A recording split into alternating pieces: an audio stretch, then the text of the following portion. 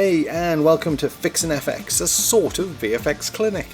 Sometimes your After Effects project isn't behaving as you'd expect, and it's those times when an annoying cartoon on the internet can help, and sometimes you think you've done everything right, but it just doesn't work the way you'd expect. That's what happened to Stefan Cargoski when they wanted to create particles tracing the shape of a 3D layer. They were using Trapcode Particular, and had done the really clever trick of copying the shape's path into the emitter's position. This creates keyframes for each point on the path, so the emitter can trace the shape. But with the star rotating, the emitter was stuck in 2D. What was needed was to pass the 3D coordinates to the emitter, and to do that we need an intermediary null object. This would trace the path, but also be parented to the 3D shape.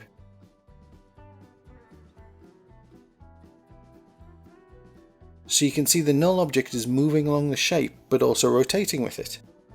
So next, instead of using keyframes on the emitter, I'll use this expression, which I've shared before.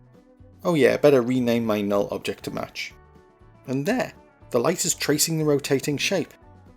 And my Maxon account is all screwed up, but since the recording, the guys over at Maxon have sorted it. See? And that's it, a simple extra step, and now Stefan can trace his shapes all sparkly like.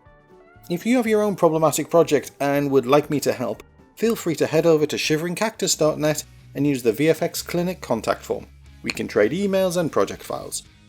Oh, and if you like this sort of content, let me know in the usual way.